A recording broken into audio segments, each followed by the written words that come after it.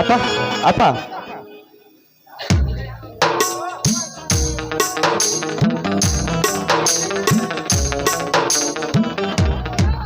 ಯಾಕಪ್ಪ ಈಗ ಬಂದೇನ? ಹೌದಪ್ಪ, ಈಗ ತಾನೇ ಬಂದೆ. ಹೇಗಿದೆಯಪ್ಪ? ನಾ ಚಲೋ ಅದೇನಿ ಬಿಡ. ನೀ ಹೇಗಿದೆ? ಅಪ್ಪ ನನಗೇನಾಗಿದೆ, ನಾನು ತುಂಬ ಚೆನ್ನಾಗಿದ್ದೀನಿ. ಅದೆಲ್ಲ ಹೋಗ್ಲಿ ಬಿಡು. ನೀನು ವಿದ್ಯಾಭ್ಯಾಸ ಅಪ್ಪ ಹೇಳೋದೇ ಮರೆತುಬಿಟ್ಟಿದ್ದೆ. ಇಂಜಿನಿಯರಿಂಗ್ ಮಾಡಬೇಕಾದ್ರೆ ಕಂಪ್ಯೂಟರ್ ಸೈನ್ಸಲ್ಲಿ ಫಸ್ಟ್ ಕ್ಲಾಸಲ್ಲಿ ಪಾಸ್ ಆಗಿದ್ದೀನಿ. ಆಶೀರ್ವಾದ ಮಾಡಪ್ಪ. ನನ್ನ ತಮ್ಮ, ನನ್ನ ಮಗ ಪ್ರಥಮ ದರ್ಜೆಯಲ್ಲಿ ಪಾಸಾಗಿ ಬರ್ತಾನಂತ ನನ್ನ ಚಲುವಾಗಿ ಗೊತ್ತಿತ್ತು ಬಿಡು, ಚಲುವಾಗಿ ಗೊತ್ತಿತ್ತು. ಅಪ್ಪ ಅದು ಅನ್ನ ಎಲ್ಲಿ ಕಾಣ್ತಾ ಇಲ್ಲ ಮನೆಯಲ್ಲಿ?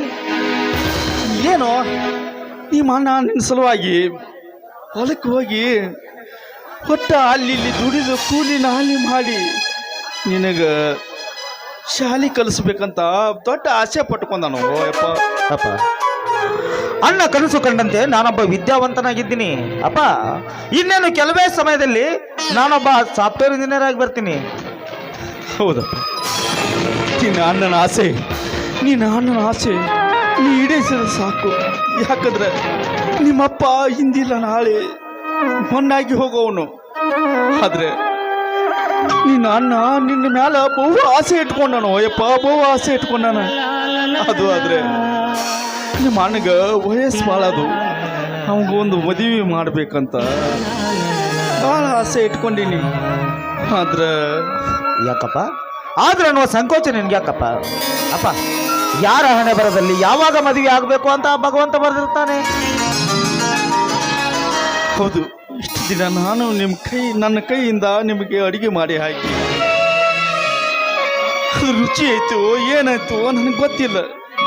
ಆದ್ರೆ ಹಂಗ ಯಪ್ಪ, ನೀ ಕೊಟ್ಟು ತುತ್ತ ಅಮೃತಕ್ಕೆ ಸಮ ಅಂತ ನೀನು ಊಟ ಮಾಡ್ತೀನಿ, ನಿಮ್ಮ ಅಣ್ಣ ಊಟ ಮಾಡ್ತಾನೆ. ಇರ್ಲಿ ಬಿಡ, ಅಣ್ಣ ಹೊಲಕ್ಕೆ ಹೋಗ್ಕಣಂತ ಹೇಳ್ದೆ, ಇನ್ನೂ ಯಾಕೋ ಬರವಲ್ಲ ನೋಡ. ಇಲ್ಲಪ್ಪ, ನೀನೇನು ಒಂದೊಂದು ತುತ್ತನ್ನು ನಮಗೆ ಕೊಟ್ಟಿದ್ದೀಯ, ಆ ತುತ್ತಿನ ಋಣ ನಾನು ಯಾವತ್ತೂ ಮರೆಯಲ್ಲಪ್ಪ. ಅಪ್ಪ, ನನ್ನ ಇದ್ರೊಳಗೆ ಅಣ್ಣನೇ ಈ ಕಡೆ ಬರ್ತಾ ಇದ್ದಾನೆ. ಅಣ್ಣ, ನಿಮ್ಮ ಅಣ್ಣ ಬರಾಕತ್ತೇನೇನು? ಹಾ, ನಿಮ್ಮ ಅಣ್ಣ ಅವಾಗ 108 ಮಂದಿ ಬಿಡಪ್ಪ ಅವಂಗದು ದೋಸ್ತರ. ಅದಕ್ಕಾಗಿ ಅವ ಅಲ್ಲಿ ಇಲ್ಲೇ ಮಾತಾಡ್ಕೊತ ನಿಲ್ತಾನ. ಅದಕ್ಕಾಗಿ ನಿಮ್ಮ ಅಣ್ಣನ ದೋಸ್ತರ ಭಾಳ, ಅದಕ್ಕಾಗಿ ಅವ ಅಲ್ಲಿ ಇಲ್ಲಿ ಮಾತಾಡ್ಕೊತ ನಿಲ್ತಾನ.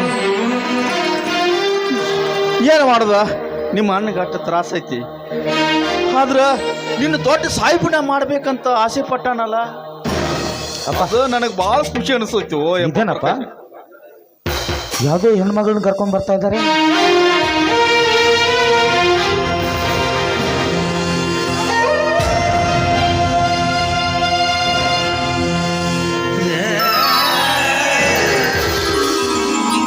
ಅಣ್ಣ, ಏನಿದು? ವಿಶ್ವ, ನಾನು ನೋಡುತ್ತಿರುವುದು ನಿಜನಾ? ಸತ್ಯ ಅಪ್ಪಾಜಿ, ನೀನು ನೋಡುತ್ತಿರುವುದು ಸತ್ಯ. ಯಾಕಂದ್ರೆ ಇವಳನ್ನೊಬ್ಬ ಮೂರ್ಖ ಬಲಾತ್ಕಾರ ಮಾಡಲಿಕ್ಕೆ ಮುಂದಾಗಿದ್ದ. ಅಂಥದ್ರಲ್ಲಿ ಬಿಟ್ಟು ಬದುಕು ಶಕ್ತಿ ಇಲ್ಲ ಅಂದಾಗ ಕೆರೆ ಬಾವಿ ನೋಡ್ಕೊಳ್ತೀನಿ ಅಂತ ಹೊರಟ ನನ್ನ ಮಗಳಿವಳು. ನಾನು ನಿನಗೆ ಬಾಳು ಕೊಡ್ತೀನಿ, ನನ್ನ ಮದುವೆ ಆಗ್ತೀನಿ ಅಂತ ಕರ್ಕೊಂಡು ಬಂದೀನಿ ಅಪ್ಪಾಜಿ. ನಂದೇ ತಪ್ಪೇನು? ಇದೇನ? ಏನ್ ಹೇಳ್ತಾ ಇದ್ದೀಯ ನೀನು? ನಿನ್ನ ತಮ್ಮನೊಬ್ಬ ಬೆಳೆದು ದೊಡ್ಡವನಾಗಿ ನಿಂತಿದ್ದಾನೆ, ಅವನು ಮುಂದೆ ಯಾರ್ದೋ ಒಬ್ಬರಿಗೆ ತಾಳಿ ಕಟ್ಟಿ ಮನೆಗೆ ಕರ್ಕೊಂಡು ಬಂದ್ರೆ ಛೇ, ನಾಚಿಕೆಡು. ನಿನ್ನ ಪಾಲಿಗೆ ನಾವೆಲ್ಲ ಸತ್ತು ಹೋದು ಏನು ಯಪ್ಪ ವಿಶ್ವ? ಅಪ್ಪ, ಒಂದು ಹೆಣ್ಣನ್ನು ನಡು ಬೀದಿಯಲ್ಲಿ ಬಿಟ್ಟು ಬರುವಂತ ನಾಮರ್ಥ ನಾನಾಗಲಿಲ್ಲಪ್ಪ. ತಮ್ಮ ಪ್ರಕಾಶ, ಅಪ್ಪ, ನನ್ನಿಂದ ಏನಾದರೂ ತಪ್ಪಾಗಿದ್ರೆ ಕ್ಷಮಿಸಿಬಿಡಪ್ಪಾಜಿ, ಕ್ಷಮಿಸಿಬಿಡು. ಇದರಲ್ಲಿ ಇವರದ್ದೇನೂ ತಪ್ಪಿಲ್ಲ ಇರೋದು ನದ್ದೆ. ಯಾಕೆಂದರೆ ಆ ಪಾಪಿ ನನ್ನನ್ನು ಬಲಾತ್ಕಾರ ಮಾಡುವುದಕ್ಕೆ ಬಂದ. ಸರಿಯಾದ ಸಮಯಕ್ಕೆ ಬಂದು ಇವರು ನನ್ನನ್ನು ಕಾಪಾಡಿದರು. ಎಲ್ಲಿ ನನ್ನನ್ನು ಬೇದಿಯಲ್ಲಿ ಹಾಗೆ ಬಿಟ್ಟು ಹೋದರೆ ಅವನು ಯಾವ ಸಮಯದಲ್ಲಿ ಏನು ಮಾಡ್ತಾನೋ ಗೊತ್ತಿಲ್ಲ. ದಯವಿಟ್ಟು ನನ್ನನ್ನು ಮದುವೆಯಾಗಿ ಅಂತ ಇವರ ಕಾಲಿಗೆ ಬಿದ್ದು ಬೇಡ್ಕೊಂಡೆ. ಇವರು ಅದೇ ರೀತಿಯಾಗಿ ಗಾಂಧರ್ವ ರೀತಿಯಲ್ಲಿ ನನ್ನನ್ನು ಮದುವೆ ಆದರು. ದಯವಿಟ್ಟು ನಮ್ಮ ತಪ್ಪನ್ನು ಕ್ಷಮಿಸಿ ನನಗೆ ಆಶೀರ್ವಾದ ಮಾಡಿ. ಹೋಗ್ಲಿ ಬಿಡಮ್ಮ, ಏನೋ ಮಾತಿನ ಬರದಲ್ಲಿ ಒಂದೆರಡು ಮಾತು ಮಾತನಾಡಿಬಿಟ್ವಿ. ಅತ್ತಿಗೆ ಇನ್ಮೇಲೆ ನೀ ನನಗೆ ತಾಯಿ ಸಮ. ಬಾ, ಹಸುವಾಗಿದೆ, ಊಟ ಕೊಡುವಂತೆ. ಸರಿ.